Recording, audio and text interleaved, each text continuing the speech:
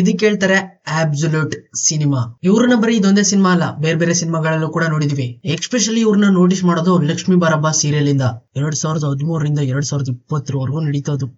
ಇವುಗಳ ಮಧ್ಯೆ ಸಣ್ಣ ಸಣ್ಣ ರೋಲ್ಸ್ ಗಳು, ಹಾಗೇನೆ ಹೀರೋ ಆಗಿ ಇನ್ನೊಂದಷ್ಟು ಸಿನಿಮಾಗಳು ಎಲ್ಲಾನು ಮಾಡ್ಕೊಂಡ್ ಬರ್ತಾ ಫೈನಲ್ ಆಗಿ ಇವರೇ ಓನ್ ಆಗಿ ಸ್ಟೋರಿನ ಬರೆದು ಡೈರೆಕ್ಷನ್ ಗಿಳಿದು ಇವಾಗ ಹೊಸದಾಗಿ ಸಿನಿಮಾ ಮಾಡಿದ್ದಾರೆ.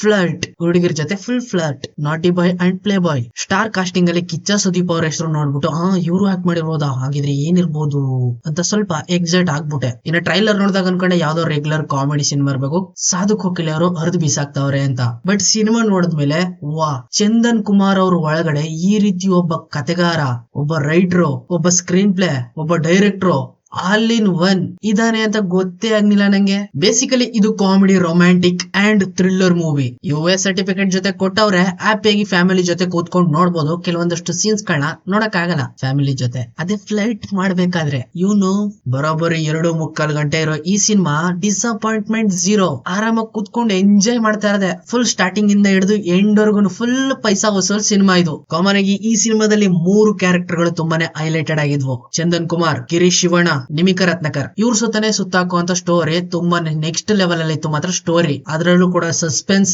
ಕಿಲ್ಲಿಂಗ್. ಬರೀ ಇವ್ರುಗಳು ಮಾತ್ರ ಅಲ್ದೇನೆ ವಿನಯ್ ಗೌಡ, ಸಾಧು ಕೋಕಿಲೆ, ರಂಗಣ್ಣ ರಘು, ಶ್ರುತಿ ಮೇಡಮ್, ಅವಿನಾಶ್ ಇವರೆಲ್ಲ ಆಕ್ಟ್ ಮಾಡಿದ್ದಾರೆ ಈ ಸಿನಿಮಾದಲ್ಲಿ. ಪ್ರತಿ ಒಂದೊಂದು ಕ್ಯಾರೆಕ್ಟರ್ ಗಳು ಕೂಡ ಅವ್ರ ಪಾತ್ರದಿಂದ ನಮ್ಮನ್ನ ಇಂಪ್ರೆಸ್ ಮಾಡಿದ್ದು. ಎಕ್ಸ್ಪೆಷಲಿ ಸಾಧು ಕೋಕಿಲೆ ಅವ್ರ ಕಾಮಿಡಿ ಮಾತ್ರ ನೆಕ್ಸ್ಟ್ ಲೆವೆಲ್. ನಿಮ್ಗೆ ಗೊತ್ತಿರ್ತದೆ ಅವ್ರ ಕಾಮಿಡಿ ಕಿಂಗ್ ಅಂತ. ಸೆನ್ಸಿಬಲ್ ಆಗಿರುವಂತ ಸಿಚುವೇಶನ್ ಅಲ್ಲಿ ನಾನ್ ಸೆನ್ಸ್ ಆಗುವಂತ ಕಾಮಿಡಿಗಳನ್ನ ಮಾಡ್ಕೊಂಡು ಎಲ್ಲರನ್ನು ರಚ್ ಕೇಳಿಸಿ ನಗಿಸ್ತಾ ಇರ್ತಾರೆ ಕೋಗಿಲ.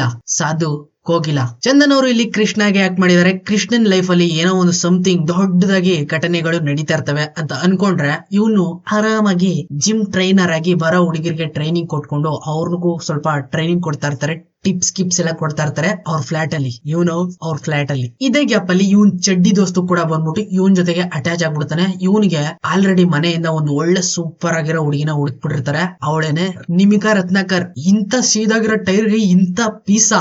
ಇವಾಗ ಇವ್ರಿಬ್ರು ಮಧ್ಯೆ ಕ್ಲಾಶ್ ಆಗ್ಬಿಟ್ಟು ಲಾಯಲ್ಟಿನ ಟೆಸ್ಟ್ ಮಾಡ್ತಾರೆ. ಅವಳು ಅದಲ್ಲ ಇದು ಪಕ್ಕ ಪ್ರೂವ್ ಮಾಡ್ತೀನಿ ಅಂತ ಚಾಲೆಂಜ್ ಆಗ್ತಾರೆ. ಈಗ ಕೃಷ್ಣ ಅಂದ್ರೆ ಚಂದನ್. ಈ ಲಾಯಲ್ಟಿ ಟೆಸ್ಟ್ ಒಳಗಡೆ ಯಾರು ಪಾಸ್ ಆದ್ರು, ಯಾರು ಫೇಲ್ ಆದ್ರು, ಯಾರು ಹೆಂಗೆಲ್ಲ ಕಚ್ಚಾಡಿದ್ರು, ಯಾರು ಎಲ್ಲೆಲ್ಗೋ ಹೋಗಿ ಏನೇನೋ ಮಾಡಿದ್ರು, ಇದನ್ನೆಲ್ಲ ನೀವು ಥಿಯೇಟರ್ಗೆ ಹೋಗಿ ನೋಡ್ಕೋಬೇಕು. Cinema absolute cinema. ಕಂಪ್ಲೀಟ್ ಆಗಿ ಕವಿತಾ ಹಾಗೇನೆ ಚಂದನ್ ಇವರಿಬ್ರು ಸೇರ್ಕೊಂಡು ಈ ಸಿನಿಮಾಗೆ ಪ್ರೊಡ್ಯೂಸ್ ಮಾಡಿದ್ದಾರೆ. ಇವರೇನೆ ಪ್ಲಾನ್ ಮಾಡ್ಕೊಂಡು ಈ ಸಿನಿಮಾಗೆ ದುಡ್ಡು ಹಾಕಿದ್ರೆ ಹಾಕಿರೋ ಇನ್ವೆಸ್ಟ್ಮೆಂಟ್ ನ ಪಟ್ ಅಂತ 1 to 2 ಹೇಳಿದ್ರಲ್ಲಿ ಪಕ್ಕ ಡೌಟೇ ಇಲ್ಲ. ಯಾಕಂದ್ರೆ ಸಿನಿಮಾದ ಸ್ಟೋರಿ ಆ ಲೆವೆಲ್ ಅಲ್ಲಿ ಇದೆ. ನಿಮ್ಮನ್ನ ಗ್ರಿಪ್ ಆಗಿ ಹಿಡ್ಕೋತದೆ ಎಂಟರ್ಟೈನಿಂಗ್ ಮಾಡೋದ್ರಲ್ಲಿ. ಸ್ಪೆಷಲ್ ಆಗಿ ಗೆಸ್ಟ್ ಅಪಿಯರೆನ್ಸ್ ಆಗಿ ಕಿಚ್ಚ ಸುದೀಪ್ ಅವರು ಎಂಟ್ರಿ ಕೊಡ್ತಾರೆ ಆಸ್ ಅ ಸಿಂಗರ್. ಇವ್ರ ಓನ್ ವಾಯ್ಸ್ ಅಲ್ಲೇ ಹಾರ್ಟ್ ಗೆ ಟಚ್ ಆಗೋ ತರ ಒಂದು ಫ್ರೆಂಡ್ಶಿಪ್ ಸಾಂಗ್ ನು ಕೂಡ ಮಾಡಿದ್ದಾರೆ ಈ ಸಿನಿಮಾದಲ್ಲಿ ಕಿಚ್ಚ ಸುದೀಪ್ ಅವರು. ಅಷ್ಟನ್ ಬಿಟ್ರೆ ಬೇರೆ ಏನಿಲ್ಲ. ಇನ್ನ ಫುಲ್ ಫೋಕಸ್ ಇರೋದು ಚಂದನ್, ಶಿವಣ್ಣ, ರತ್ನಾಕರ್. ಇವ್ರ 3 ಜನರ ಮೇಲೆ ಫೋಕಸ್ ಆಗಿರೋದು ಈ ಸಿನಿಮಾ. ಇನ್ನ ಸಿನಿಮಾದಲ್ಲಿ ಸಾಂಗ್ ಗಳಿದಾವೆ, ಬಟ್ ಅಷ್ಟೇ ಅನ್ಕೊಂಡ್ರು ಕೂಡ ಸಿನಿಮಾದ ಸ್ಟೋರಿ ಚೆನ್ನಾಗಿದ್ರೆ ಸಾಕ್. ನಮ್ಗೆ ಕೊಡೋ ದುಡ್ಡಿಗೆ ಎಂಟರ್ಟೈನ್ಮೆಂಟ್ ಬೇಕು. ನಮ್ಗೆ ಒಂದೊಳ್ಳೆ ಸ್ಟೋರಿನ ನೋಡ್ಬಿಟ್ಟು ವಾ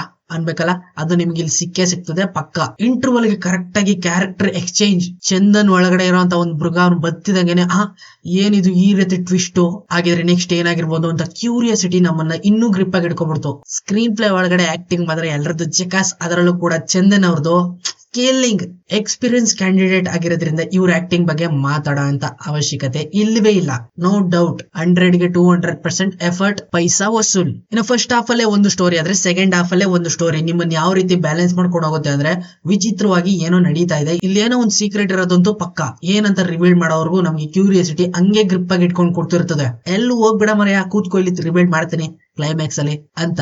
ಒಂದ್ ರೀತಿ ಈ ಸಿನಿಮಾ ರಾಕಿಂಗ್ ಸ್ಟಾರ್ ಯಶ್ ಅವರ ಲಕ್ಕಿ ಸಿನಿಮಾ ಇದೆಯಲ್ಲ, ಅದೇ ತರ ಮ್ಯಾಚ್ ಮಾಡ್ಕೊಂಡು ಹೋಗುತ್ತೆ ಈ ಸಿನಿಮಾದಲ್ಲೂ ಕೂಡ. ಚಂದನ್ ಅವರ ಕ್ಯಾರೆಕ್ಟರ್ ಒಂದ್ ಕಡೆ ಡೀಸೆಂಟ್ ಬಾಯ್, ಇನ್ನೊಂದ್ ಕಡೆ ಗಲ್ಲಿ ಬಾಯ್. ಸಿಕ್ತಲ್ಲ ಅಲ್ಲಿ 2 ಮಸಾಲ. ಇನ್ನ ಟೈಮ್ ಹತ್ರ ಬಂದ್ಬಿಡ್ತು. ಕೊನೆ ಕ್ಲೈಮ್ಯಾಕ್ಸ್ ಅಲ್ಲಿ ಸೀಕ್ರೆಟ್ ರಿವೀಲ್ಡ್ ಆಯ್ತು, ಮುಗೀತಲ್ವಾ. ಬಟ್ ಇಲ್ಲ, ಇಲ್ಲಿ ಇನ್ನೂ ಒಂದು ಬೋನಸ್ ಇದೆ ಕೊನೆ ಕ್ಲೈಮ್ಯಾಕ್ಸ್ ಅಲ್ಲಿ.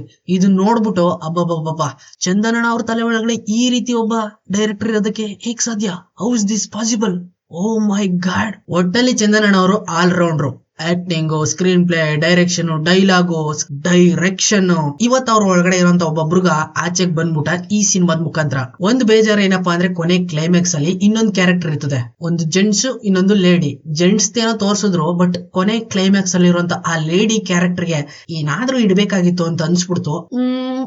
ಓಕೆ ಆದ್ರೂ ಓಕೆ, ಪರ್ಫೆಕ್ಟ್. ಒಟ್ನಲ್ಲಿ ಹೇಳ್ಬೇಕು ಅಂದ್ರೆ ಅಬ್ಸಲ್ಯೂಟ್ ಸಿನಿಮಾ ಅಂದ್ರೆ ಇದೇನೆ. ಈ ತರ ಒಳ್ಳೊಳ್ಳೆ ಸಿನಿಮಾಗಳು ಬರ್ತಾ ಇರ್ಬೇಕು, ಕನ್ನಡ ಇಂಡಸ್ಟ್ರಿನ ಬೆಳೆಸ್ತಾ ಇರ್ಬೇಕು. ಇನ್ನು ಮುಕ್ ಕರ್ಕೊಂಡು ಸ್ವಲ್ಪ ನೆಕ್ಸ್ಟ್ ಲೆವೆಲ್ ಅಲ್ಲಿ ಪ್ರಮೋಷನ್ ಮಾಡಿದ್ರೆ ಇನ್ನೂ ರೀಚ್ ಆಗ್ಬೋದೇನೋ. ಟ್ರೈ ಮಾಡ್ತಾನೆ ಇರಿ. ಸಿಗ್ತಾನೆ ಮುಂದಿನ ವಿಡಿಯೋದಲ್ಲಿ. ಅಲ್ಲಿವರೆಗೂ ಕಾಯ್ತಾರೆ. Keep watching. ಬಾಯ್ ಬಾಯ್.